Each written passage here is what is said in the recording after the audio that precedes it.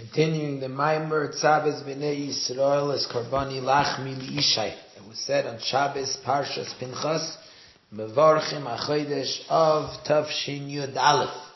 In the Maimer, the Rebbe is explaining the special greatness of the Avodah of Karbanis, specifically, which is why this is what it's all about.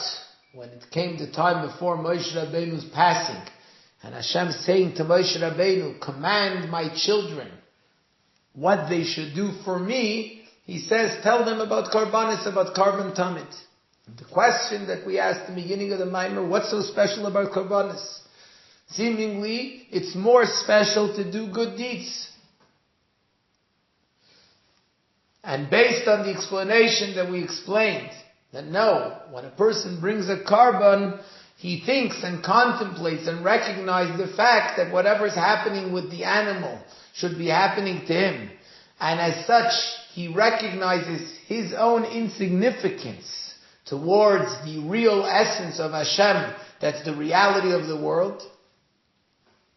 But then the question is, if that's the case, then davening, which is the avodah of tefillah, which is where that same concept happens, and in a sense perhaps even more, that should be better than Karbanis. And yet throughout davening we're asking Hashem that we want already to have Karbanis.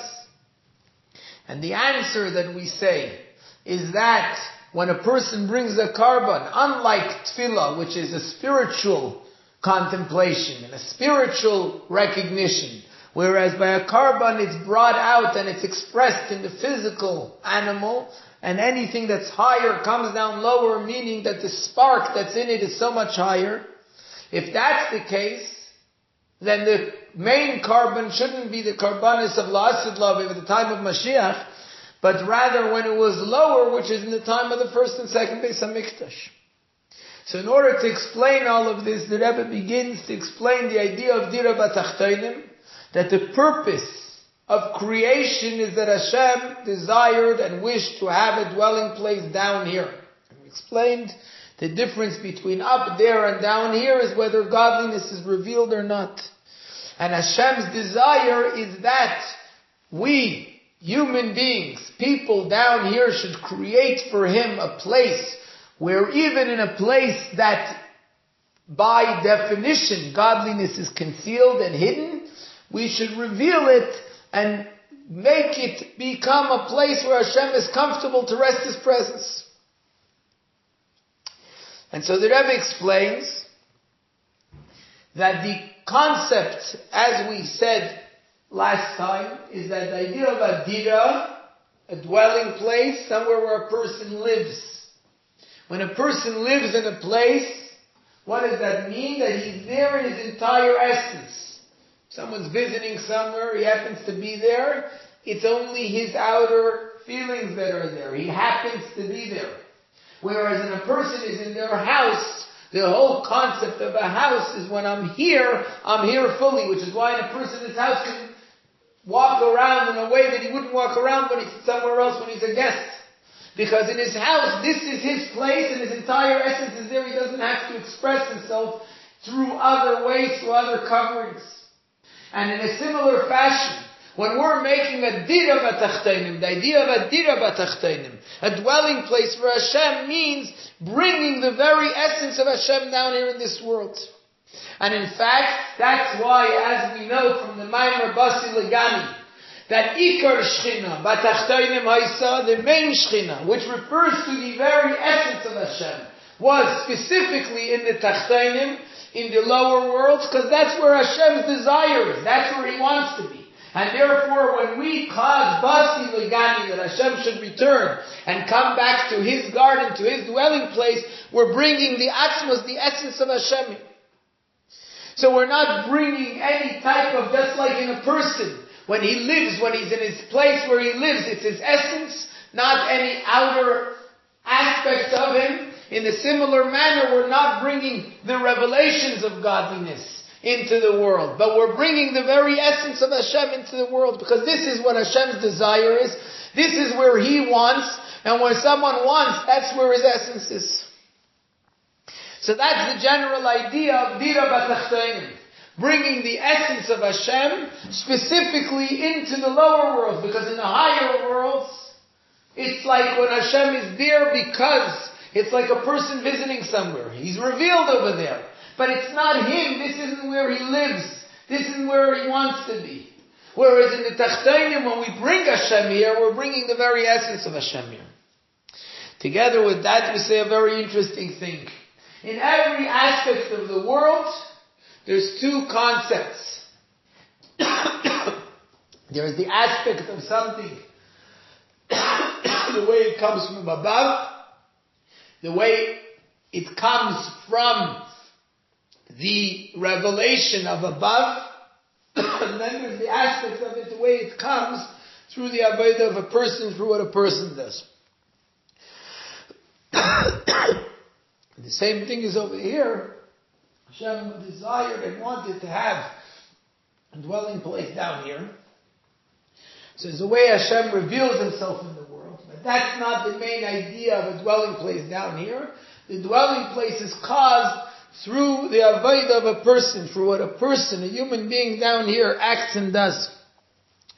And that's why we say, Vayanicheyu b'Gan Eden le'avda u'l'shamra. Hashem placed Adam Arishan in Gan Eden. When he created man, he then introduced him to his purpose and his mission, and he says, I'm now putting you into Gan Eden, into the place where it's like a garden. Gani, the garden, but a garden is a place where li'avdo l'shamra, where you must work, and you must sow and toil in order to bring the growth that happens in the garden, and similarly, the person must work in order to bring the essence of Hashem into this physical world. We continue to explain this with the Maimer Chazal. In the Gemara says a very interesting story. A person who didn't believe in Hashem, or a non-Jew, who came over to Rabbi Akiva, and he asked him, if your God desires the concept of bris milah, that a person should circumcise themselves, why didn't he already give this mitzvah to Adam Arishan? Why didn't he already command Adam Arishan to do the mitzvah of bris? Why did he wait until almost 2,000 or more than 2,000 years later to give this mitzvah to Avraham Avinu?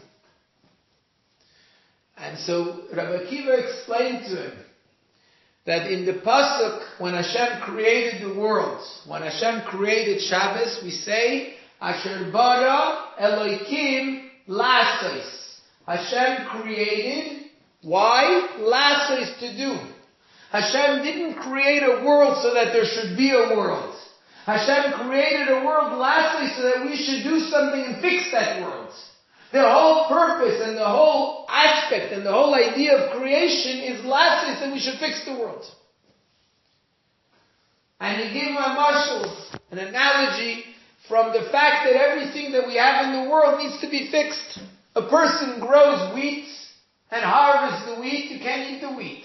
The wheat is what grew, but in order to eat it, you have to take it and grind it into flour and bake it into bread, etc. And the same thing was the idea of turmusin, which is peas, that they're bitter, and the only way to eat them is by first fixing them, by putting them through the fire, heating them up, and then that sweetens them and we're able to eat them. Why couldn't Hashem just create the world that it's ready made? Because that's not the purpose. The whole purpose of creation is lashes that a person should do. And similarly over here, that Hashem waited until there was enough avodah done in the world, until there comes the mitzvah of bris milah, which is also the concept of bris milah. Hashem didn't create man that were already circumcised. On the contrary, He says, I'm making you and you have to fix yourself. Similarly over here with regards to the idea of dira b'tachtainim. Yes, there is the idea that comes on itself, there's what comes on its own, there's the world, there's the creation, and the purpose of creation is that we should become Hashem's partners, that we do our part in order that we bring down and draw down godliness into the world.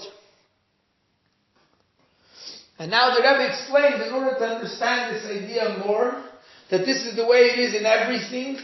There's things the way they are from above, and then there's the aspect of a person's avodah, what a person does, a person's work that he does in order to complete the world, in order to bring the completion to Hashem's creation. That's what we're doing here. That's what our mission in this world is. And the same concept is in Gan Eden as well. Let's understand first, what is the idea of Gan Eden? Gan Eden, even the Gan Eden, when it says, Vayanichehu beGan Eden, Hashem put man, Adam Arishon, in Gan Eden, in the Garden of Eden. Why did Hashem put him in Gan Eden? What's Gan Eden? There's two aspects. There's the world, the general world, and then there's Gan, the garden. Just like a person you have in the world in general. There's the places where a person walks, there's the streets, there's yards, there's fields, there's grass. There's the most beautiful place in the world, which is the gardens. The gardens where there's flowers, where there's trees. That's the best place that there is on earth. The Gan Eden. Same thing spiritually, there's the world, and then there's Gan Eden. Gan Eden is something that's higher than the world. And Gan Eden is also that physical place where Adam Arishon was placed, as well as what we call Gan Eden, which is also where the neshama goes after its time down here on this earth, where it reaps its reward for what it did in this world. Which means Gan Eden is the place where what one plants, just like a garden, what one plants in the actions of mitzvahs, the place which is set, the place that was created in a way that it's able to receive this plant, and where it's able to give forth the fruits, which is the reward that one reaps, that's Gan Eden. What is Gan Eden in the spiritual sense? And the rest of the world? The rest of the world we know is the midos of Hashem. We've learned this in previous mamarim as well. The midos of Hashem means, midah comes from the word measured. It's the emotional attributes, so to speak, but it means the attributes of godliness, the channels of godly light that come in a measured way, in a manner that they come into the world. They come and are measured according to the level of the world. That's midos. Gan Eden is a place where it's moichin, so to speak, the intellect, the godly intellect. Let's look at a person, how it is in a person, the difference between moichin and midos. Moichin is intellect, that's where a person understands aspects, he understands ideas. Moichin, a person understands things for themselves. The knowledge that a person gets, the understanding that a person achieves, is something that's the greatest aspect of the person themselves. The midos, the emotional attributes of a person. The emotions are feelings, the way he feels in relation to other things. Now, for a person to go from moichin to midos, first the moichin has to disappear. A person understands an idea, he contemplates it, he gets to the depths of it. Then that causes that he should feel a certain emotion towards and based and as a result of what he understood. But it doesn't come right away, I understand something and I feel the emotion. First I have to go to a place where it's neither emotion nor feeling. In other words, I have to remove myself after I get the understanding. The understanding is there. I got the idea. Then, after that, as a result, there comes the emotion that comes out of it. Why? Because the distance between intellect and emotion is such a great distance that it can't just come directly. And in a person, the physical form of the person, from the head till the heart, there's the garoin, there's the throat, which is the constraint of the throat in between. Meaning there's the idea, the understanding, the intellect, then one condenses it. One sort of constrains their own existence, and then only do they come to the feeling. And in a similar way, that's why the difference between Gan Eden and the world is one which is totally incomparable. It's like the difference between Moichin and Midas, intellect and emotions. And nevertheless, despite that, Gan Eden is the most amazing place where one grasps the essence of godliness, which is why the neshama, when it comes to Gan Eden, feels the pleasure that it reaps from godliness and from the godly life that it achieved in the course of its being in this world. And yet, what can come in Gan Eden? What is the neshama getting Gan Eden? Not something on its own, only whatever comes as a result of what he's done and achieved in this physical world through his avodah. And with Hashem, next time we will continue to understand and explain this concept.